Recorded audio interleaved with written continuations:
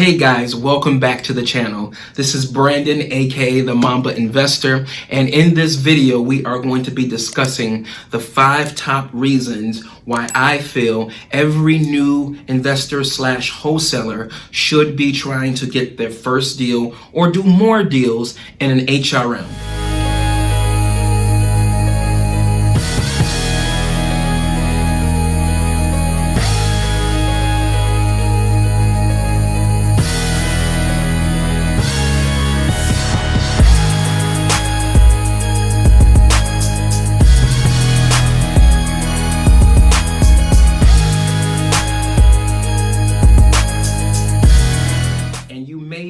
Questioning or wondering what the heck is an HRM. This is a definition or an acronym that I have coined, a high rental market. That's what the acronym HRM stands for, a high rental market. So it's pretty much a market where there are primarily renters that are renting the properties from the current owners, aka landlords, right? So the owners do not live in the property. They are purchasing these properties as a form of an investment, and they are renting the properties out to tenants. So that's what we are calling HRM. So you're going to be hearing me refer to that acronym throughout this video. Okay, so now that you know what an HRM is, a high rental market, let's jump right into it. Here we go. The number one reason. In a high rental market, there are going to be a high number of distressed properties. And let me explain why. In these markets, as I alluded to previously, these properties are owned by landlords. And in these markets, these landlords or buy and hold investors probably have had these properties in their possession for a long time, especially the ones that have been investing in the area for a while. So that's step number one, or tip number one, as to the reason why I feel that every new wholesaler should be trying to get their first deal. I call it's low-hanging fruit, right? You're gonna have a lot of properties to choose from in the form of distress. Reason number two, landlords make great sellers. And let me explain to you the reason why. I call them tired landlords. These guys have owned these properties forever, or they have owned them for a long time. And at this point, they are tired of being landlords. They're tired of receiving calls late in the evening about backed up plumbing, whatever the case may be. They're just tired. They want to be out of the business. So they are willing to sell the property at a deep discount because they have already recouped back their money, and also the property has already yielded them a great ROI, a return on their investment. So they are willing to pretty much just let the properties go at a deep discount. And working with other investors, they know that they cannot sell the property at retail value. So they understand that we're basically in the same business, and that we as other investors are not able to pay a retail number. It just doesn't make sense, right? So the property probably is also, because they have owned it for so long, the property is probably in disrepair. This is not always the case, but again, we're looking for these type of properties where the properties are in distress, or the seller, the tired landlord, is in distress. They just want to be rid of the property. So my reason number three, landlords make great buyers. Now let me explain this to you. There's always an influx of buyers slash hungry new investors coming into this arena, trying to buy new and invest in property. So landlords, buy and hold investors, aka landlords, they are great buyers as well. Even those that may not be tired and not looking to sell any of their properties, landlords are always looking for more properties to add to their portfolio. So this is the reason why they make great buyers as well. So you have, they make great sellers and they make great buyers. Reason number 4, you can close more deals. Now, let me explain this to you, right? Being that you're working in a high rental market, there's going to be a lot more distressed properties, right? So you're going to be able to close a lot more deals versus if you were trying to wholesale property in a fix and flip market. And again, this is what I have found true in my business, working in a high rental market. This is my niche. This is where we have found most of our success. So I'm talking from my experience, right? So you're going to be able to close more deals just because that there's a lot more in a high rental market. There's a lot more properties in the vicinity, in the city where you are working. And the high rental markets are usually are in a city type setting, inner city type setting. So the houses are more compact and close proximity. Reason number 5. This is the last one, guys. Number 5. You will get to learn this business faster. You're going to get a lot more experience because you're going to be closing a greater number of deals just because you're in a high RM. So an HRM, a high rental market. So you're going to be able to learn this business a lot quicker than someone that was doing maybe one deal every 2 or 3 months. In a high rental market, you should be able to, just starting out, you should be able to close consistently. And if you are staying consistent, at least 1 to 2 deals per month. So you're going to be able to learn the ins and outs of this business, how to talk to sellers, how to do dispositions, how to work with title companies, or if your state is not a title company, an attorney, a closing attorney, if it's in an attorney state, how to manage your seller, how to manage your buyer. You're just going to learn the entire process of wholesaling real estate. So that's tip number 5. You're going to be able to learn this business quicker just because of the sheer volume that you're going to be doing on a consistent basis. So you may be asking, Brandon, how do I find if my area, or how do I find an HRM, a high rental market? I got that solved. I got you covered. So this is the website that you want to go to. It's called zipwho.com. Again, that's zipwho.com. ZIPH, I can't spell, ZIPWHO.com. Now this site is going to allow you to punch in your state. Even if you want to do virtual wholesaling, you can type in any state. And you can also then, it has a couple of different filters that you can play with, but the main filter that you want to play with is the renter to owner occupied threshold filter.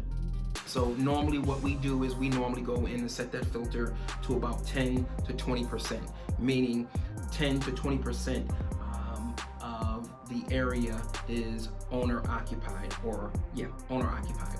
All right. So it's going to give you all of the cities in that state that are a high rental market, or predominantly all renters. So again, you want to go to zipwho.com and look for the filter where it's allowing you to change the setting for renter versus homeowners. All right.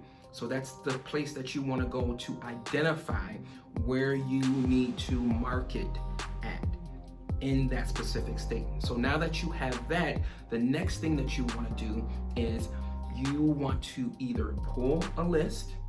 There's a bunch of third-party data houses out there, but who we use, and I'm going to give them a plug right now, is qualityskips.com.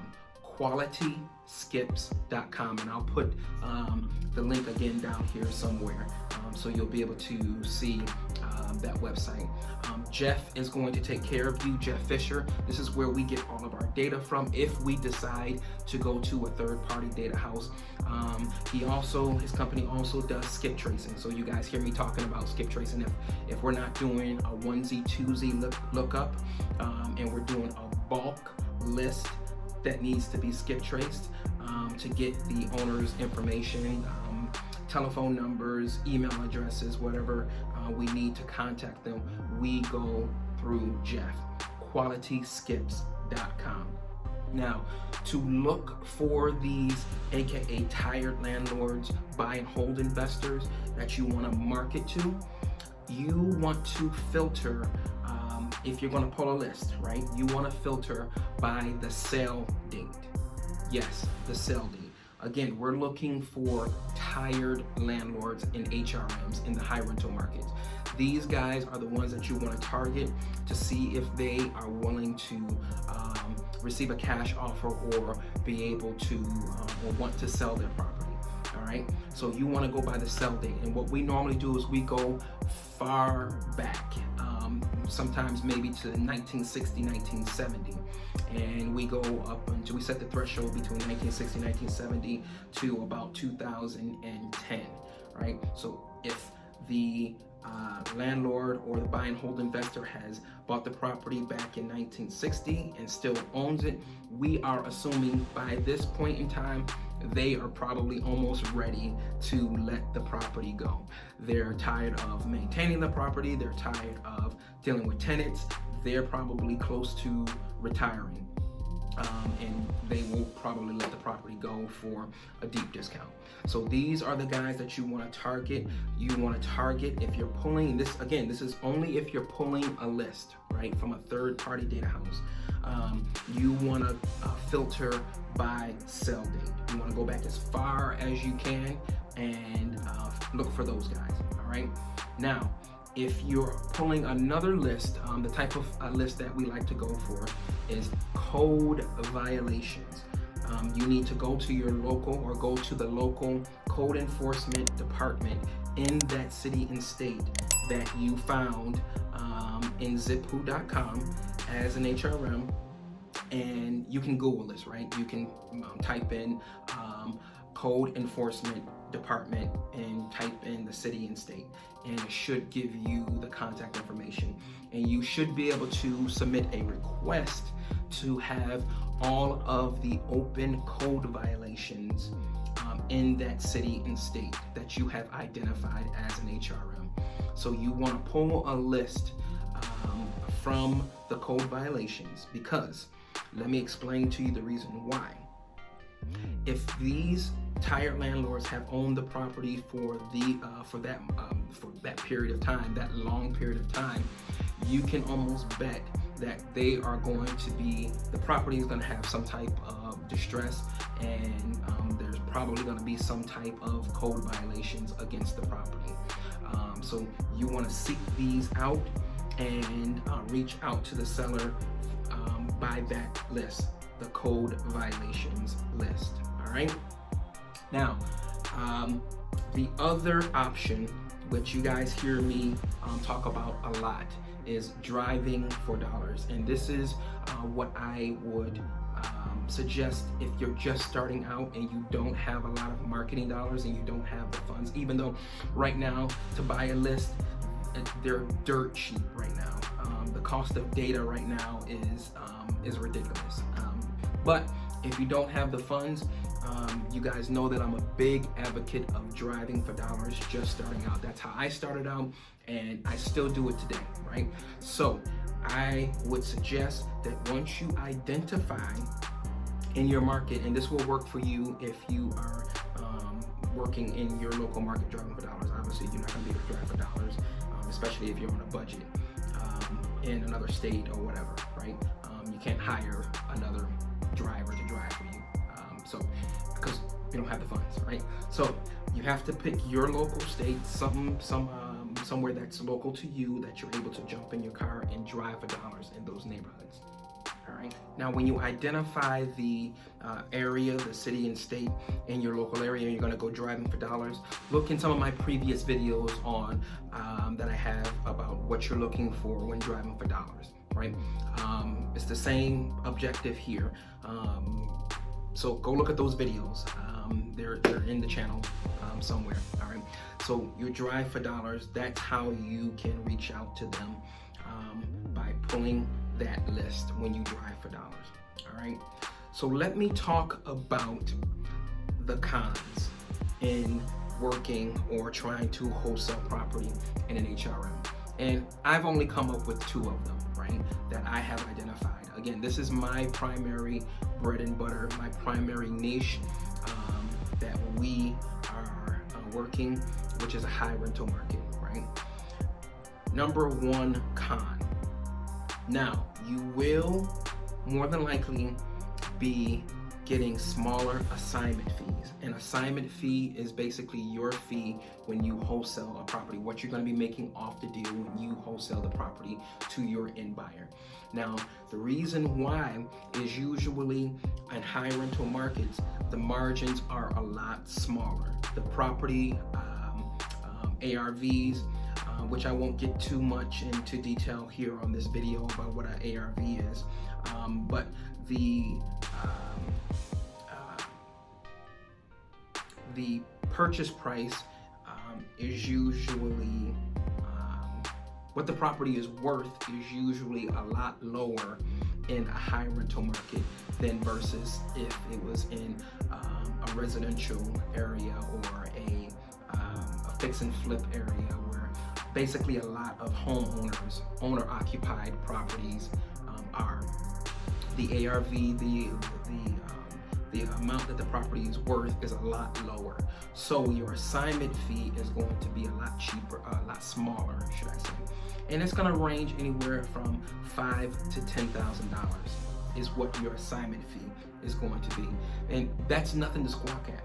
Listen, like I said, in these HRMs, you're going to be doing a high volume of deals if you stay consistent.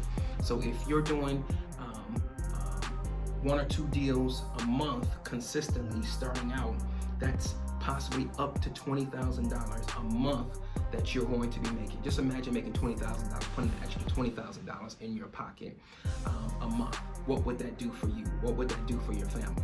So those smaller assignment fees is nothing to look down on. Again, this is what we do. This is what we, the market that we primarily work in. And we are doing probably consistently about 7 to 8 deals a month. So that'll give you an idea of what we're doing, right? So that's con number 1, the smaller assignment fees, right? Con number 2, when you're working in these high rental markets and you're working with motivated landlords or buy and hold investors, a lot of these properties are going to come with tenants. They're going to be tenant occupied. So you wholesaling the property just adds another level of complexity when you go to wholesale the property, because now you have to schedule your buyer's inspections and work around the tenants' time. Sometimes some of the tenants are uncooperative, so you're not going to be able to have access. And some of those things you can kind of work through by working through the seller to kind of negotiate times to come in and have your buyer's inspections or have your buyers walk through the property. But I'm not going to get too in depth into that right now. But those are the 2 cons that we have ran across while working and doing deals in HRMs. Smaller assignment fees, but you're going to make up for that in the volume or how many deals that you close per month.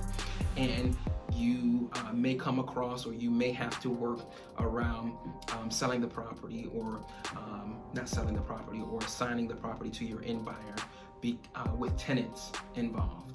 So I hope that this video provided a level of information, and not just information, that you go out and take massive action and start doing this business.